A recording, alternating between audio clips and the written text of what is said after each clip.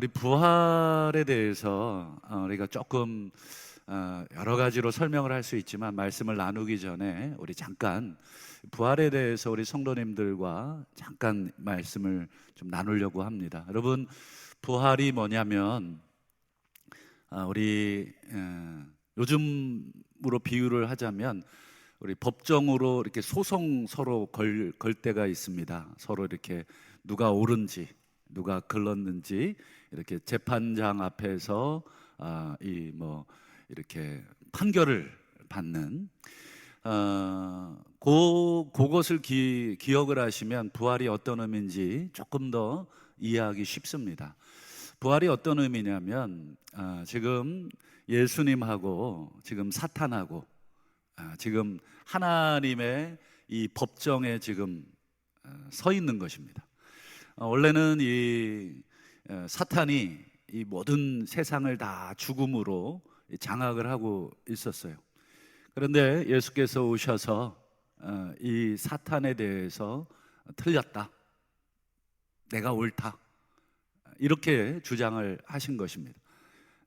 사탄이 이건 내 건데 지금까지 내가 이것을 나의 소유로 삼고 있었는데 느닷없이 예수께서 오셔서 이거 원래 내 거야, 이렇게 소위 말해서 이 소유권 분쟁이 생긴 것입니다. 그럴 때 예수님께서 이제 살아계실 때 뭐라 그러셨냐면, 내가 너를 이길 방법을 내가 설명한다. 내가 네가 가지고 있는 사탄이 가지고 있는 가장 큰 무기가 이 사망의 권세인데, 네가 가지고 있는 그 사망의 권세를 내가 죽음으로써 그리고 사흘 만에 부활함으로써 내가 너의 권세를 뺏었다는 것을 보여주겠다. 여러분, 지금까지 죽었다가 다시 부활한 사람은 없었습니다. 그런데 예수님께서 내가 죽었다가 다시 부활해서 내가 너보다 옳다는 것을 증명하겠다는 것입니다. 그러면 여러분, 예수님이 평소에 살아계실 때 그런 말씀을 여러 차례 하셨죠. 내가 죽을 것이다, 그리고 사흘 만에 살아날 것이다.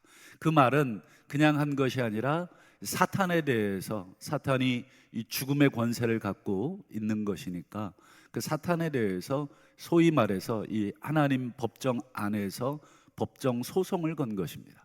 그렇다면 예수님께서 하신 이 말씀, 내가 죽었다가 다시 살아날 거다, 그리고 이 죽음은 그냥 죽음이 아니라 온 인류의 이 사망의 권세에 사로잡혀서 일평생 죽음의 두려움에 종로로 타는 자들을 내가 해방하는 죽음이 나의 죽음이다 라고 하는 이 예수님의 말씀이 정말 맞다고 증명이 되려면 무슨 일이 벌어져야 되냐면 실제로 부활이 일어나야 되는 것입니다.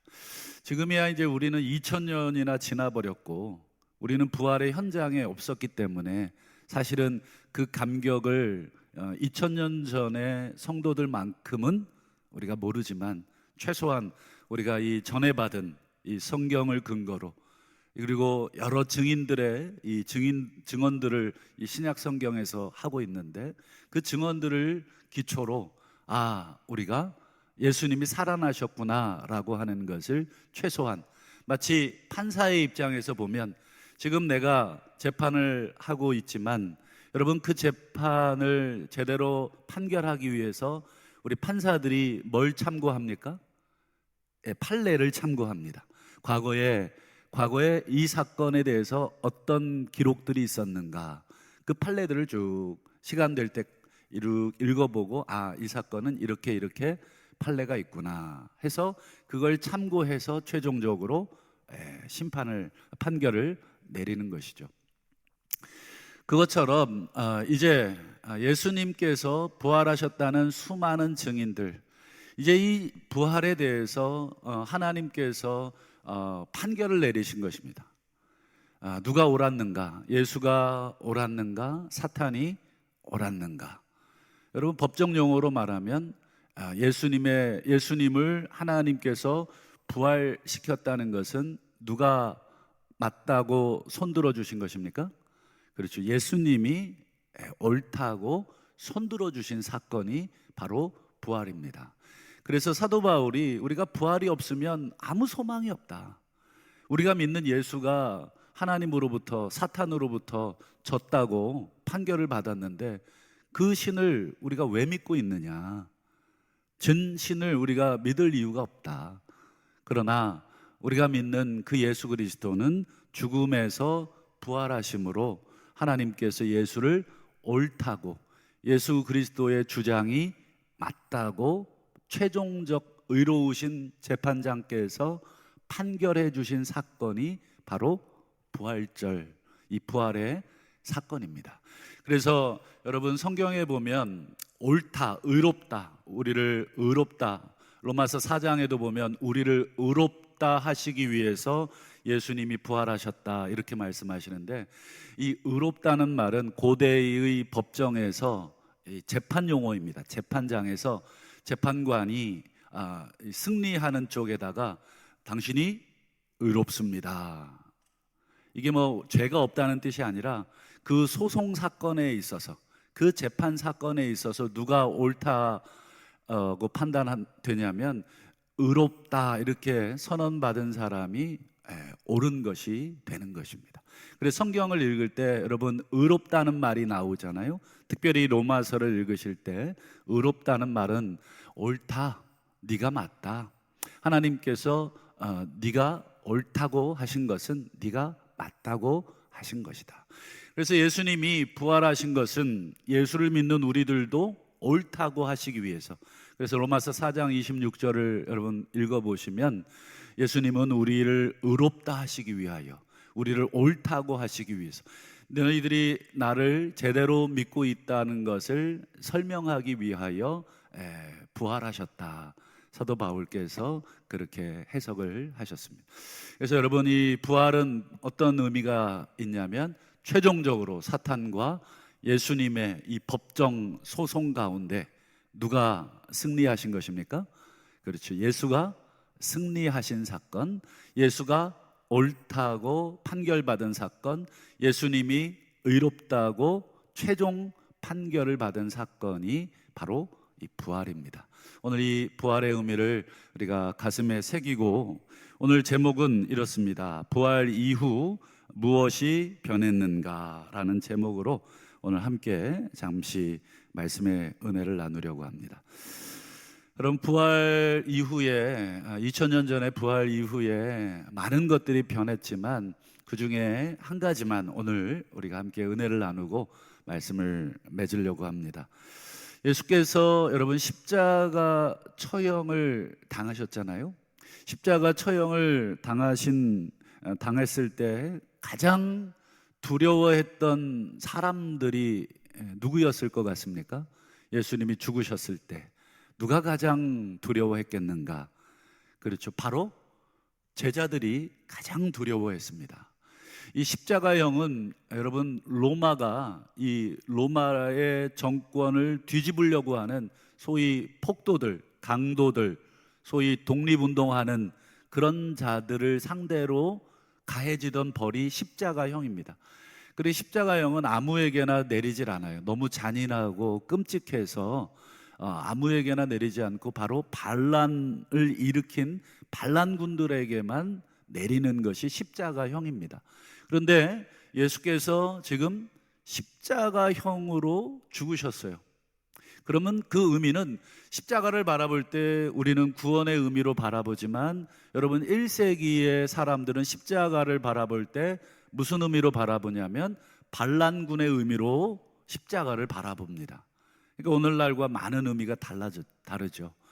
그러니 여러분 반란군의 수장이 지금 십자가형을 여러분 당했어요.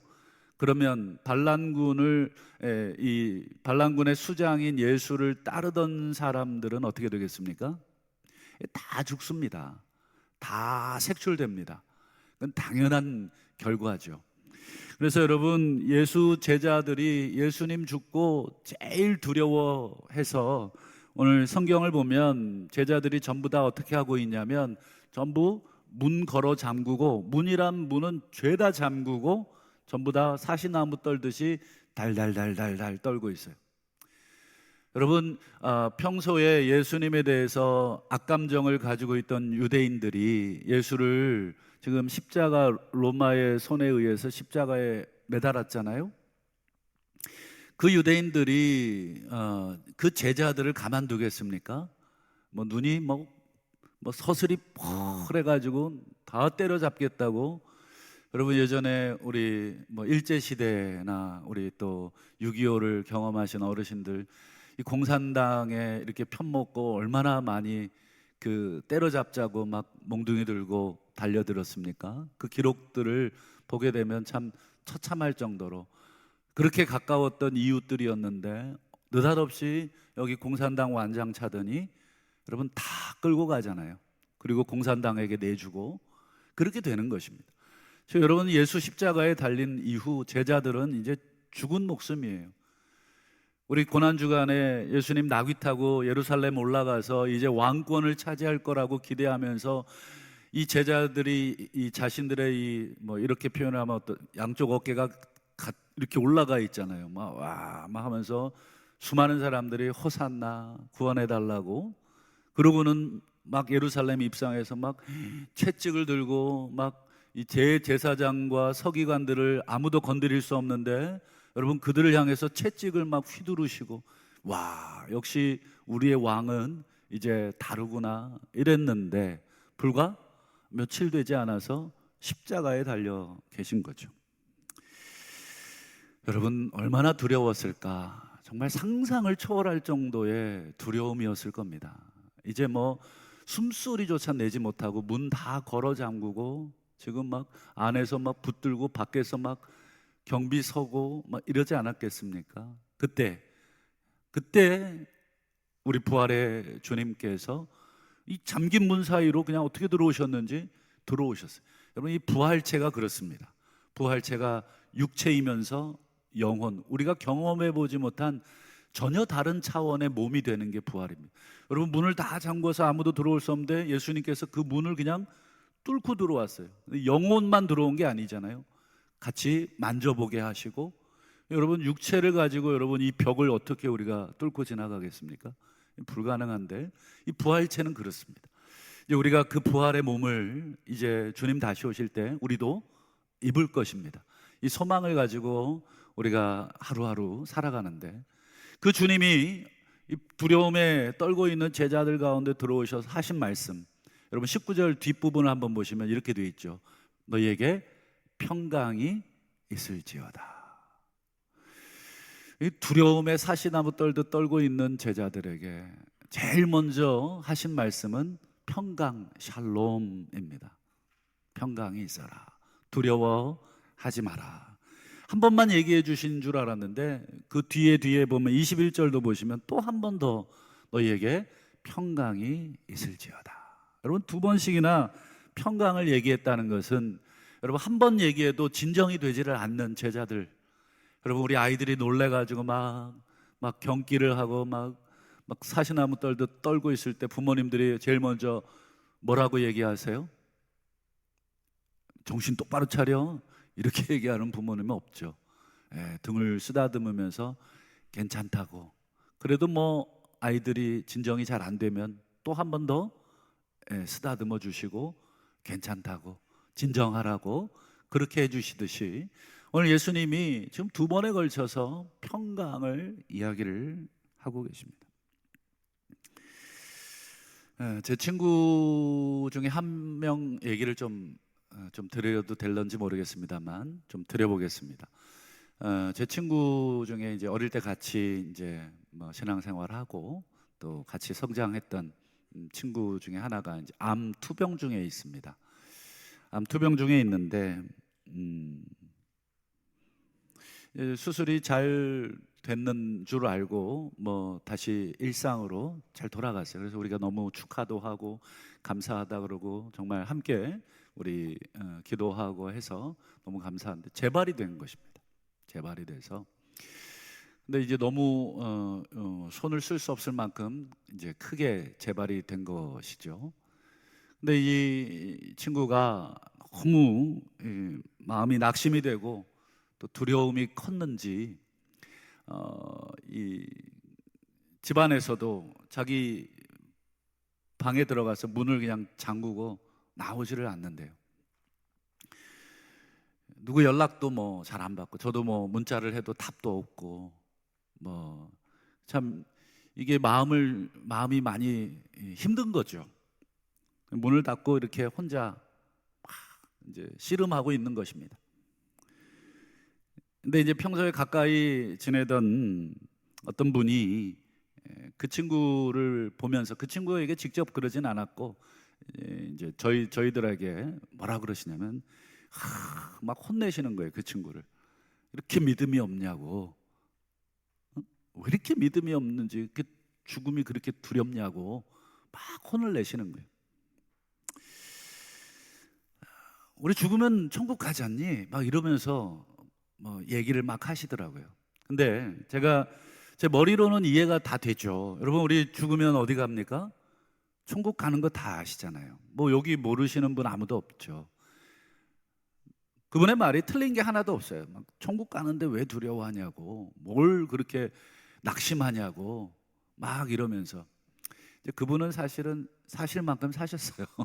이제 곧 팔순이신데, 사실만큼 사신 분하고 또 저희 또래하고는 또 다르잖아요. 그분 마음도 이해되고 그 친구 마음도 저는 이해가 돼요. 그런데 제 마음의 한켠에 그 이야기를 이렇게 막 듣는데 한켠에 좀 안타까운 게 있어요. 아까도 말씀드렸듯이 여러분, 우리가 죽으면 천국 가는 거 왜 모르겠습니까? 하지만 이 젊은 나이에 정말 하고 있는 일도 있고, 지금 하고 있는 일이 있어요. 그 친구가 아프리카에서 아이들을 이렇게 가르쳐요. 아프리카에서 열악한 환경 속에서 뭐 물도 그렇고 뭐 건강도 제대로 못 돌보고, 그러다 보니까 자기 몸을 정기적으로 점검을 못 하다 보니까 암이 온 줄도 모르고 그냥 몸에 이상이 온 다음에 병원에 가보니 암이라고 하는 게 발견이 돼서 또 수술하고 또 바로 또 아프리카로 갔어요. 또 몸도 안 돌보고 제대로 또 열심히 아이들을 돌보다 보니 또 이 몸이 이상이 온 거를 또 뒤늦게 발견하고 다시 한국에 왔죠. 다만 그 친구 입장에서 생각해 보면 참 자신이 지금 하고 있는 일도 있고, 참 이 평생을 들여서 아이들을 가르치고 정말 이 아이들에게 예수님 사랑을 전하고 하는 그 아이들이 눈에 밟혀서 좀 어떻게 지금 눈을 감을 수 있을까? 한번 생각해 보시죠. 우리 친자녀들이 아직 어려요. 그러면 그 아이들이, 여러분, 아직 어려서 내 손을 많이 아직 필요로 하는데 내가 먼저 죽는다고 생각해 보세요. 죽는 게 두려운 게 아니라 뭐가 힘든 것이죠? 홀로 남겨질 그 자녀들을 생각하면 너무 마음이 인간적으로 힘든 거죠. 신앙적으로야 얼마든지 우리가 죽으면 부활할 것이라는 거 전부 다 알고 있지만 우리 마음이 그렇지를 않습니다.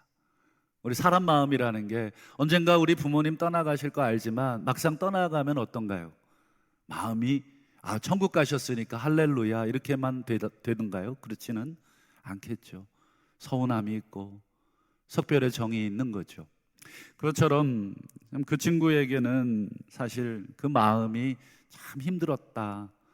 오히려 막 책망보다는 뭐가 필요해요? 위로가 필요하고 평강이 필요한 것입니다.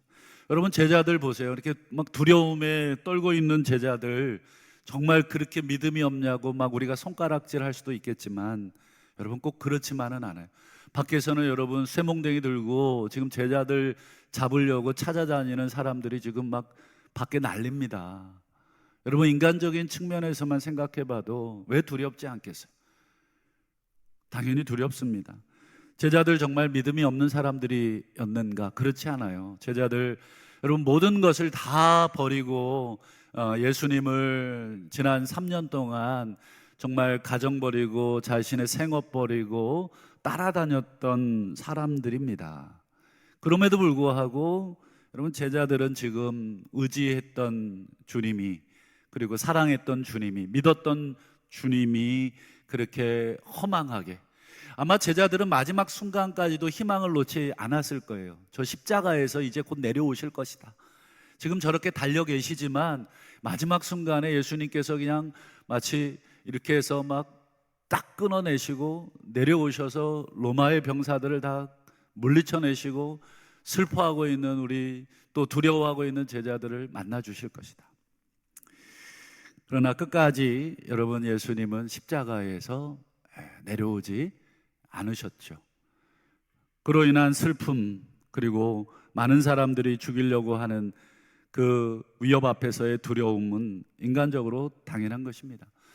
우리 예수님께서도 여러분 십자가 앞두시고 이런 말씀을 하셨잖아요. 내 마음이 심히 고민하여 죽게 되었도다. 나와 함께 잠시 깨어 기도해달라. 여러분, 예수님도 마음이 괴로워서 죽게 됐다고 지금 제자들 앞에서 토로하신 적이 있잖아요.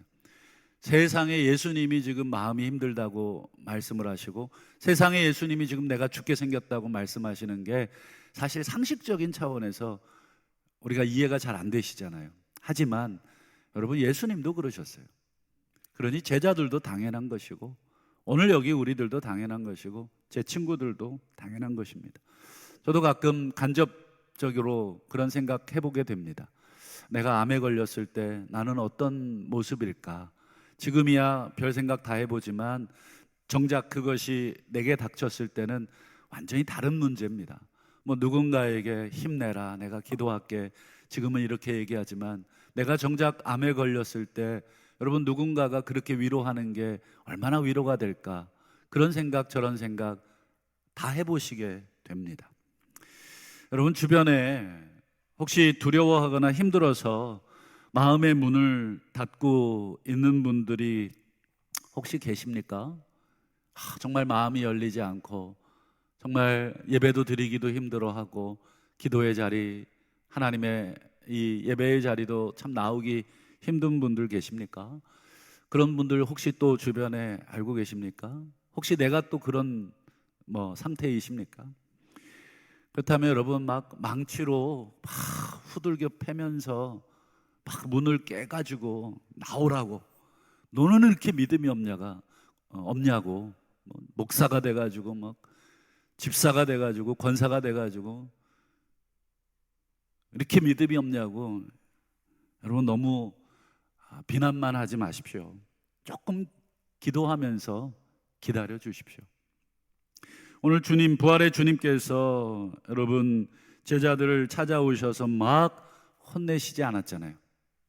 너네 지금 뭐 하고 있냐? 문 걸어 잠그고 지금 뭐 하고 있냐? 내가 살아있을 때 내가 죽었다가 살아날 것을 내가 몇 번이나 얘기했는데 너희들 지금 뭐 하고 있냐? 이렇게 책망하지 않으셨죠. 들어오셔서 뭐라고 말씀하셨어요? 너희에게 평강이 있을지어다. 그것도 한 번도 아니고 두 번씩이나. 여러분, 우리도 주변에 여러분 정말 두려움과 또 절망 가운데 있는 가족이나 친구들이 있거든. 막 다그치지 마시고 하나님, 우리 그분에게 또 그 친구에게 평강이 임할 수 있도록, 이 두려움을 이길 수 있는 정말 그 예수님만이 주실 수 있는 그 참된 샬롬, 평강이 그 마음에 임할 수 있도록 하나님 도와주옵소서. 저는 할 수 없습니다만 우리 하나님은 하실 수 있는 줄을 믿습니다. 찾아가 주시고 위로해 주시옵소서. 여러분, 이렇게 기도해 주실 수 있기를 바랍니다. 그렇다면 여러분, 예수님은 누구를 믿고 지금 제자들에게, 지금 두려움에 문 걸어 잠그고 있는 제자들에게 샬롬, 평강이 너에게 있을지어다 이렇게 말씀하셨을까? 누구를 믿고, 과연 뭘 믿고? 22절을 한번 보실까요? 22절 같이 한번 읽어보실까요? 시작. 이 말씀을 하시고 그들을 향하여 숨을 내쉬며 이르시되 성령을 받으라. 여러분, 두려움에 떨고 있는 제자들에게 평강을 말씀하신 다음에 후 하고 숨을 내쉬면서 성령을 받으라. 예수님이 누구 믿고 지금 평강을 이야기하셨냐면 성령 하나님을 믿으신 것입니다. 성령이 오시면, 예수님이 살아계실 때 늘 하셨던 말씀이 내가 가야 보혜사께서 오신다. 내가 가면 너희들에게 보혜사를 보내주겠다. 바톤 터치하겠다는 거예요. 내가 하나님의 이 거대한 구원의 계획에서 내가 할 일은 십자가를 지고 부활하고 승천하는 것까지. 그러면 그 이후는 어떻게 합니까? 두려워하지 말라, 염려하지 말라, 내가 너희를 고아와 같이 내버려 두지 않겠다. 아버지께서 나를 통하여 약속하신 보혜사 성령을 너희에게 보내어 주실 것이고, 그 성령이 오시면 너희들에게 모든 것을 가르치실 것이고 너희들의 모든 두려움들을 바꾸어 주실 것이다. 그 약속을 계속 하셨었거든요. 그리고는 이제 그 약속을 제자들은 까마득하게 잊어버리고 있었지만 누구는 기억을 하고 있어요? 그렇죠, 성령님은 기억하고 있어요. 어린 자녀들을 놓고 여러분, 우리가 먼저 떠나게 된다 그러면, 요즘은 그럴 일이 없지만 예전에는 어떻습니까? 통장에다가 자녀들을 위해서, 자녀들의 미래와 자녀들의 교육을 위해서 우리 부모님들이 열심히 저축해 놓으신 통장들이 하나씩은 다 있으셨잖아요. 죽기 전에 뭘 쥐어주겠습니까? 이건 너 결혼하면 쓰려고 모아뒀던 돈이다. 이 엄마는 먼저 가지만 이걸 가지고 두려워하지 말고 이제 너도 성인이 됐으니까 이제 삶의 기반을 이 돈으로 시작해라 하고 내밀어 주듯이, 마치 후 하고 숨을 쉬면서 성령을 받으라. 성령을 지금 제자들의 그 두려운 심령에 불어넣고 계신 것입니다. 사랑하는 여러분, 오늘 부활 주일인데요, 이 부활은 곧 성령의 시대입니다. 우리 그 부활했다는 것은 곧 성령께서 이제 활동하시기 시작하셨다는 뜻입니다. 오늘 예수님께서 성령을 받으라 이렇게 말씀하심과 동시에 성령께서 제자들에게 들어오셨고, 이제 한 50일 후에는 오순절 성령 강림을 통하여 아주 거대한 무리들에게 성령께서 임하시는 그 일들이 벌어집니다. 그러니 부활의 시대, 부활은 성령의 시대입니다. 그렇다면 여러분, 성령께서 오셔서 많은 일들을 하시겠지만 마지막으로 우리가 딱 한 가지만 우리가 기억하고 말씀을 정리하려고 합니다. 여러분, 성령께서 하시는 가장 중요한 일, 어떤 일이 있을까? 저는 이것이라고 생각합니다.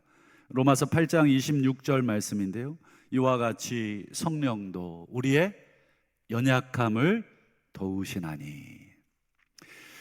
지금 두려움 가운데, 연약함 가운데 쌓여있는 제자들에게 오셔서 평강을 빌고 성령을 주신 것처럼, 여러분, 우리 가운데 계신, 우리 안에 들어오신, 우리와 함께 하시는 성령의 가장 중요한 일은 바로 예수의 부활을 믿는 자들, 그 부활을 믿고 살지만 여전히 일상의 삶 가운데 여러 가지 크고 작은 일들이 닥치면 낙심하고 두려워하고 걱정하고 염려하고 하는 이 모든 사람들에게 성령께서는 어떻게 하십니까? 도와주시는 역할을 하시는 분. 특별히 어떻게 역할을 하십니까? 우리는 마땅히 기도할 바를 알지 못합니다. 여러분, 두려움 가운데 있어 보시고, 또 염려 가운데 있어 보시고, 큰 근심 가운데 여러분 있으면 기도도 나오질 않아요. 숨소리도 나오질 않아요. 숨도 쉬어지지 않습니다. 여러분, 그런 사람들한테 왜 기도하지 않냐고 몰아치는 것은 너무 잔인한 것입니다. 여러분, 그런 사람들에게 오늘 성령께서 어떻게 하십니까? 도와주신다. 성령께서 말할 수 없는 탄식으로 여러분 성도를 위하여 친히 간구해 주고 계신다. 우리가 직접 간구할 수 없으니까, 우리가 직접 소리내서 기도할 수 없으니까, 우리가 울고 싶은데 울음이 나오질 않으니까 성령께서 우리의 뒤에서 등을 두들겨 주시면서 울어라, 괜찮다. 울어도 괜찮고 두려워해도 괜찮고 한숨이 나와도 괜찮다. 여러분, 우리를 보라고 하는 게 아니라 우리와 함께 하시는 성령이 계시다. 여러분, 세상에 두려울 때, 세상에 염려가 될 때는 세상에 나 혼자 남았다고 느껴질 때입니다. 나 혼자뿐이 없다고 느껴질 때 두려움이 확 몰려오지만 옆에는 친구도 있고 옆에는 여러분 가족도 있다고 여러분 확인이 되면 그 두려움이 반으로 줄게 되죠. 여러분, 우리 가운데 두려움이 있을 때 우리가 기억해내고 우리가 생각해내야 될 분은 누구시냐면 바로 우리에게 숨을 내쉬며 성령을 받으라 하셨고, 그 우리 안에 거하시는 성령, 그 성령이 우리를 도우시고 계시고 말할 수 없는 탄식으로 우리를 위해 기도하고 계시다고 하는 것을 우리가 애써서 기억해 내셔야 될 줄로 믿습니다. 여러분, 찬송가 486장 1절 가사가 뭐냐면 이렇습니다. 이 세상에 근심된 일이 많고 참 평안을 몰랐구나. 근데 뒷부분이 이렇습니다. 내 주 예수 날 오라 부르시니 곧 평안이 쉬리로다.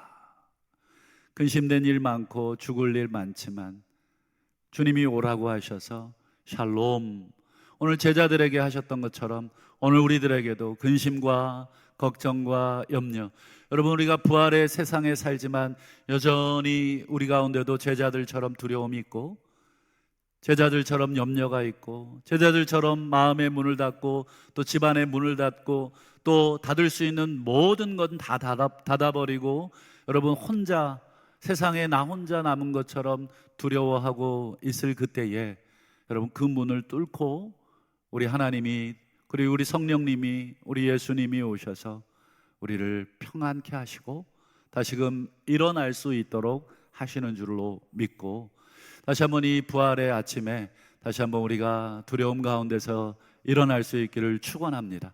염려 가운데서 여러분 일어날 수 있기를 축원하고, 슬픔 가운데서 여러분 다시 하나님의 위로를 다시금 받고 일어나실 수 있기를, 그래서 다시 한번 부활의 세상에 성령이 우리와 동행하심을 다시 한번 우리가 믿고 담담히 우리의 마음의 문을 조금씩 열고 이 세상 밖으로 다시 한번 우리를 보내시는 이 세상으로 우리가 한 걸음 두 걸음 용기를 내서 걸어가시는 저와 우리 성도님들 되시기를 주님의 이름으로 축원합니다.